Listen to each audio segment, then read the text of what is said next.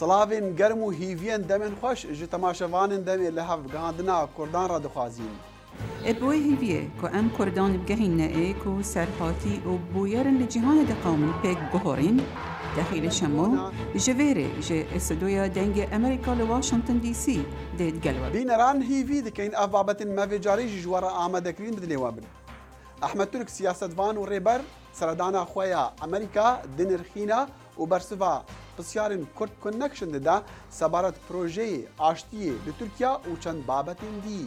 Serokwezîrê Hikûmeta Herêma Kurdistana Iraqê Nêçîrvan Barzanî ji bo dengê Amerîka aloziyên nêvbera Bexda û Hewlêrê şirove dike û diyar dike ka herêma wî çend şiyana hinartina neftê heye. Erê Amerîka çi pend ji Iraqê wergirtine. Lêvekolê taybetê Amerîkî li ser projeyên avadankirina Iraqê li navendeka hezirî li Washington encamên raporteka xwe eşkere dike. Hewlên diplomasî ji bo pêkînana konferansekî aştiyê ji Sûriya ra di çi qonax de ya û karîgeriya şerê Sûrî li ser welatên dorûberên wê çi ye û çend e. û lêk veguhastina kitêban civakan digehîne hev û astê zîrekiya zarokan jî bilind dike. Silavên dubare temaşevanên hêja siyasetvanê navdarê Kurd Ahmed Türk li Washington bû di bizaveka diplomasî de ji bo şirovekirina baweriya Kurdan ji bo pêvajoya aştiyê nêvbera Kurd û hikûmeta Tirkiye de. Lê em jê pirsîn ka Emerîkî çawa doza Kurdan tê digehin û çawa danûstandirên PKK digel hikûmeta Tirkiye dinirxînin? Ev hevdîtinek me bi Amerîka kirin tiştek em dibînin ew jî bi vê projê bi vê rojevê bi vê pêvajoyê gelekî kêfxweş yani kêfxweşiya xwe anîn ziman. Ev tiştî dibêjin ew tişkî wer bi zû bi les hat em jî şaş bûn. Tiştekî nû, tiştekî rojane, tiştekî me nikanî bi bigota ka ev çawa çêbû yani gelekî lez çêbû ev tiştana. Lêk di hevdîtinê me de em bê dîtin kî ew jî zanin kî îro di rojhilata navîn heta piskirêka Kurd çareser nebe di rojhilata navîn di gelê Kurd negêjin mafê xwe ne di rojhilata navîn de îstiqrar tê û ne jî demokrasî tê. Paşa hêzên PKK ev nêzîka 10-12 roja grûpên wana xwe vekişandin çûna başûr ew jî pêngaveyekî bû ji vê proseyê. PKK cibicê kir. Tirkiye çi kiriye yan wê çi bike? Hember vê pêngaveyekî. Heta îro di proja di nexşa rêya hikûmetê de tiştekî balkêş tiştekî em bibêjin ev tişta kirî hîn me nedî bi çav. Lê em hêvîdarin piştî ki ev projek derketina dervî welêt piştî wê ka ev hikûmet dewlet li ser piskirêka Kurd çi difikirin hîn bi berfirehî bînin ziman bînin rojevê. Ji ber vî wî em bê dibêjin em dibêjin kî tişkî Kurd wenda bikin tune rêxistinê Kurd, siyaseta Kurd îro gihaştinin aqilekî demokrat, aqilekî siyasetê. Ji ber vî havî Kurd tişkî wenda nakin.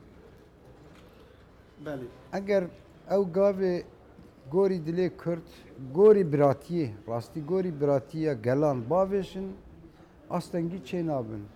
Lê wexta bixwazin gelê Kurd carek din bixapînin rastî jî Kurd hew tê xapandin ew ê zirarê bibînin. Beşe te behsê xapandina Kurdan kir em jî wekû radyoya dengê Amerîka em gelek digel Kurda de axivin Kurdê Bakur û Kurdên deverên nî jî gelek carî gelek şwana dibêjin baweriya wan bi hikûmeta Tirkiye naê ji bo ev prosê ser bikeve. Îca wekû siyasetvanê Kurd hûn çi dibêjin baweriya wan pê tê yan ne? Rastî sed salê dewleta siyaseta dewleta Kurd li ser xapandina Kurda siyaset kirinin. Ew heqîqetekin ji ber vî havî Kurd bawerî kêm bûyî di nava Kurda de Kurd bûyî bawerî. Lê îro em bi xwe bawer dikin. Em zanin kî wexta dewleta Tirk gava navêjî Kurd vê berxwedana xwe û xebata xwe ew ê hîn bi girsayî berdewam bikin. Di vê hevpeyvîna dirêj de em ji Birêz Ahmed Türk pirsîn کارێبەرێ زیندانی کریە سەرهەڵدانی کورد عەبدوڵڵا ئۆجەلان ئاگەه ji pêşveçûnên cîhanî heye divan 14 salên zîndana xwe da û ka ew dê bikaribe nûneratiya Kurdan bike di danûstandinên aştiyê de? Yani rastî hevdîtina ewlî berê Öcalan û min kir. Rastîk ew tiştek 20 sal berê derbas bûyî yek dînin ziman. Ew tiştê nîqaşê di nava Tirkiyê dunyayê dibe roj bi roj kişî dişopîne. Belek televizyon li cem wî tune bû ama ew çar kesê li cem wî mesela ew televizyon henin li cem wî her yeke dibêt li filan programê li filan televizyonê tê binerin piştî êvarî em hevdû bibînin kê çi gotibû hûn ê ji mir bibêjin. O rojname jî hebû taqib dikin. Rastî nepir ji dunyayê û ji ev siyasetê qetiyayî. Lê rast tabîr şert û zirûfê wî îro ji bo xebatek tam gorî dilê Kurda bike ne misaîd e. Ji ber vîya wî em dibêjin gerekî wexta berê Öcalan ji bo vê xebatê bike gerek şert û zirûfê wî werguherandin. Bîneran mabaweriya Birêz Ehmed Türk wergirtiya sebaret pêşniyazên guhertina di maka zagonê de li Tirkiya. Konferansê Neteweyî Kurdan, peywendiyên nêvbera partiyên Kurdan da û çend babetên dî jî hûn dikarin vê hevpeyvînê bidirêjî li ser malperên dengê Amerîka bibînin. Dengê Amerîka yan dengî Amerîka û li ser Facebookê Kurd Connection. Belê bîner û temaşevanên hêja. Eger van rojan bêdengiyek heye li hember aloziyên navbera Bexda û Hewlêrê piştî dawîtirîn danûstandinên wana lê hêşta pêngavên qeyîm nexuyane. Helbet kêşeya mezin li ser neft û petrolê ye. Di hevpeyvînekê de digel pişka Farsiya dengê Amerîka, Serokwezîrê Hikûmeta Herêma Kurdistana Iraqê Nêçîrvan Barzanî helwestê xwe şirove dike.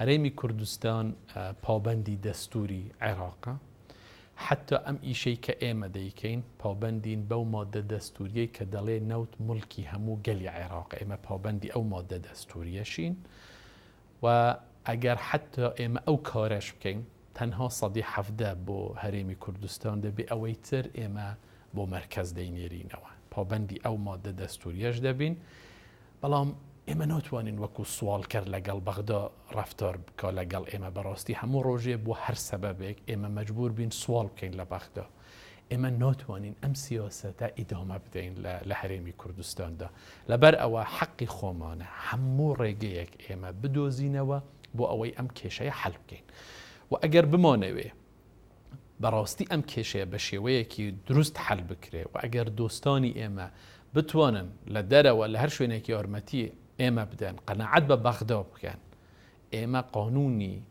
داهاتی نەوتمان هەبێ من پێم وایە ئەو کاتە دەکرێ ئەم کێشانە بە شێوەیەکی گشتی حەل بن بەڵام ئەگەر بەغداوە تەسەور بکە هەمیشە بە شێوەیەکی مەرکەزی و بە مەرکەزیەت ڕەفتار لەگەڵ ئەم پرسە دەکاتن بە تەئکید ئەو مەسئلەیە بۆ هەرێمی کوردستان بە هیچ شێوەیەک قابلی قبول نییە و قبولیشی ناکە. و نێچیروان بارزانی گوتە عەلی جوالمەردی ji pişka Farsiya dengê Amerîka ku li jêr her destûdarekî hebitin ew ê neftê bifroşin her çawa bitin ji bo dabînkirina perê kampaniyên biyanî. Êrîşiyana Herêma Kurdistana Iraqê ji bo firotina neftê çenda Birêz Barzanî van zanyariyan eşkere dike. هەرێمی کوردستان ئێستا توانای بەرهەمهێنانی 250,000 هەتا 300,000 بەرمیلی ڕۆژانەی هەیە بەبێ کەرکووک و ئەم حەجمە لە ماوەیەکی هەتا نیهایەتی ساڵ بڵێن چەند مانگی ساڵی داهاتوو دەگاتە 9 ملیۆن بەرمیل هەرێمی کوردستان دەتوانێت بنێری بۆ دەرەوە. بەپێی ئەو ئیتیفاقی کە ئێستا ئێمە هەمانە ئێمە دەبێت بۆڕیەک دروست بکەین بۆڕی ناردنی نەوت کە ئێمە ئێستا ئیشی لەسەر دەکەین بە تەسەوری ئێمە ئەم پرۆژەیە هەتا ساڵێکی تر وەکو ئێستا ساڵێک و نیوێکی تر بە شێوەیەکی گشتی هەمووی تەواو دەبێ و ئێمە دەست دەکەین بە ناردنی نەوت بۆ دەرەوە. ئێمە هیوادارین هەتا ساڵی 2015 ئێمە بتوانین ڕۆژانە 1 ملیۆن بەرمیل نەوت لە هەرێمی کوردستان بەبێ کەرکووک ئێمە بنێرین بۆ بازاری دەر.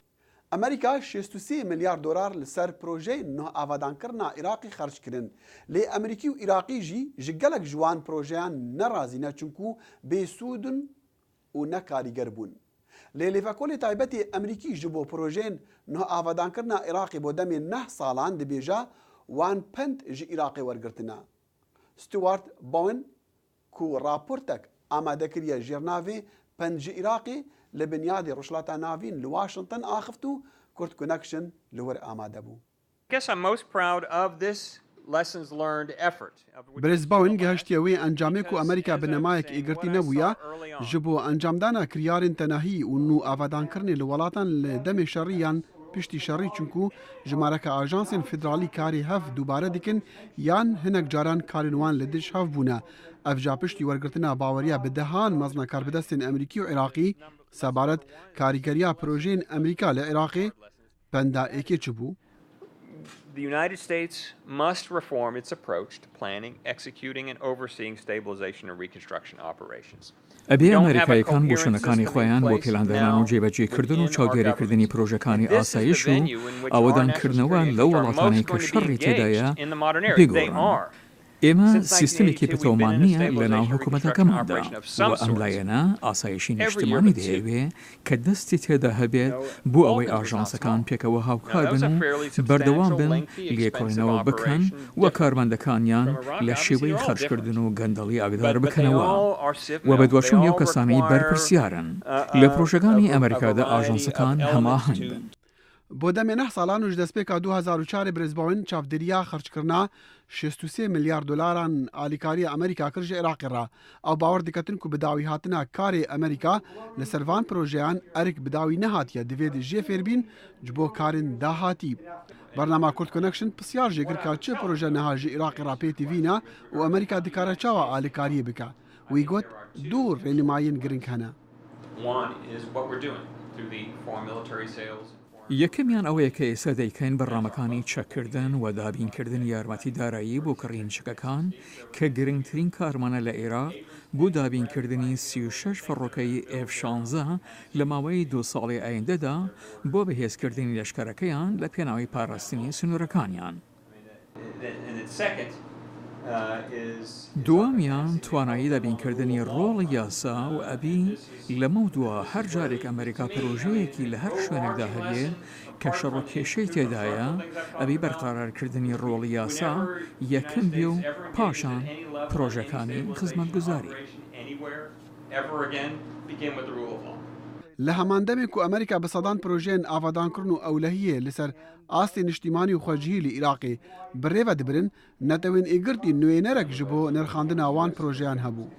My perception and our evaluation findings were that the US بۆ چون و هەڵسەنگاندنی من بۆ پرۆژەکانی ئەمریکا کۆرترین ڕێگایان دەگرتە بەر کە لیان تێکچوو بوو لە نیوان سەقامگیری و ئاوەدانکردنەوە. ئێستاش عێراق هێشتا وڵاتێکە کە شەڕی تێدایە بۆیە پێوەستی بە پرۆژەکانی سەرمایەگوزاری نەدەبوو چ لەو کاتەوە ئێستاش پێوەستی بە فتەوکردنی ژێرخانی ئابووریدایە و یارمەتیدانی ئەو کەسانەی کاریگەری شەڕ لەسەریان هەبووە. Stuart Bowen bawer diketin ku ji bo Emerîkiyan divêt pend ji Iraqê ji bo fêrbûnê bin ne ji gazindar re. Eger cî ji Iraqiyan re bêomêdî bû, welatekî weke Amerîka dehan milyar dolaran li ser projeyên neserketî xerc biketin. Ev ca divê penda Iraqiyan wergirtî çi bitin. پەندی یەکەم دەبێت هەڵسەنگاندنی قۆناغەکانی لە 2023 بکەین ئایا ئەو قۆناغا ئاوەدانکردنەوەیەکی سیاسی بوو یان نیشتمانی بوو. ئەگەر قۆناغی ئاوەدانکردنەوەی سیاسی بووە بێ ئەوە دەبێت بەرەو قۆناغی دووەم بڕۆین کە ئاوەدانکردنەوەی نیشتمانیە. بەڵام ئایا توانامان هەیە؟ ئەبێ وەکو عێراقی لەمە تێبگەین نەک وەکو نەژاد و نەتەوەی جێواز. و هاوڵاتی بوون دەبێت دەستپێک و کۆتایی بێت. بەڵام ئێستاکە هەستی هاوڵاتی بوون بۆ عێراق نییە. ئەگەر لەوە ڕزگار نەبین لە 10-15 ساڵی داهاتوودا وڵاتێکمان بە ناوی عێراقەوە نابێت. و هەفبەندیان نیشتیمانیا سووری لە ئەستانبولی دجڤژ بۆ مشتمڕێ لەسەر احتیمالە پشکداریە دە کۆنفرانسێک ئاشتیەدا دیگەل حکومەتە بەشار الئەسەد ئەمریکا و رووسیا هەوڵ دەدەن لە مەهابێتن کۆنفرانسی لێ جنێفێ ڕێک بێخن ئەندامن هەفبەندیا سووری دەبێژن هێشتا وان گەلک پرسیار لەسەر کۆنفرانسی هەنا لێ ئەو هەر لە دژی هەندێنە بەشار الئەسەد جه دە حکومەتە داهاتیدا بگرتن گەلۆ پێشکەتنا لەشکری سووری دگرتنا دەڤەرێک گرنگدا پێنگاوێک ڕژێما ئەسەدە ji بۆ وان دانوستاندنان ئەم پێکڤە vê raportê temaşe bikin.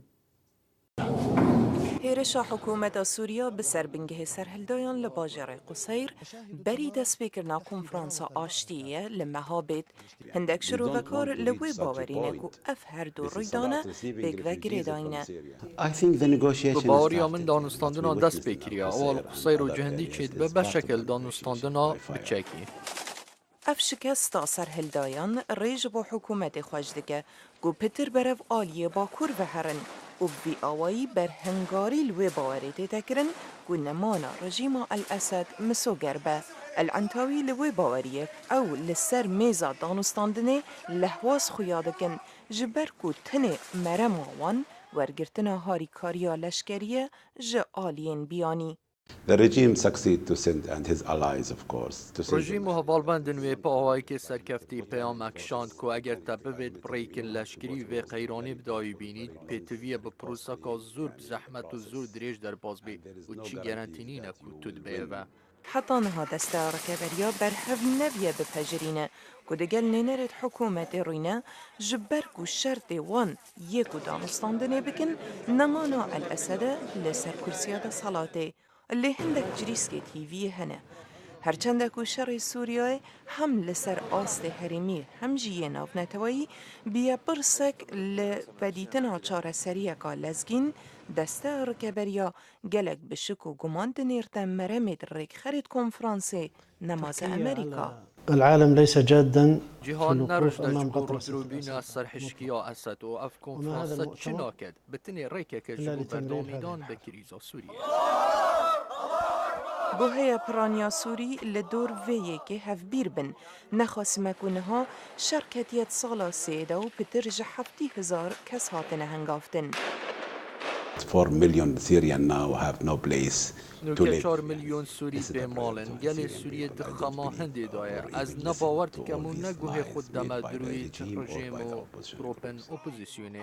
Li demê ku li mehabêt her du aliyên li ber bercivendiyên xwe digerhin wê kom bibin û nediyare ka wê bikarin bigihne çareseriyeka siyasiyan ne ve bênaçe ku dengê bi milyonha ji gelê Sûrî ku di şerekî giran de asemayîne bête bihîstin. Fatih Sindî, dengê Emrîka. û digel handana danûstandinan di nêvbera rikaberiyê û hikûmeta Sûrî de şer li Sûriyê her didomîne.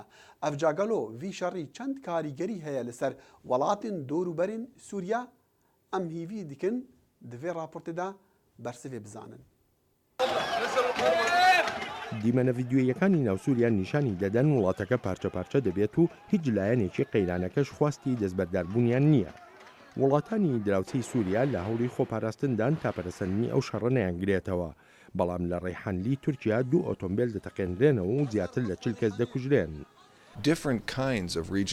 قەیران و پێشە بڕکێ جۆراوجۆرەکانی ناوچەکە چڕ بوونەتەوە بەهۆی ڕووداوەکانی سووریاشەوە گەورە بوون، هەر بۆیە دەشێت ڕوبەڕووی ماوەیەکی درێژی پشێوی و ناسەقامگیری ببینەوە.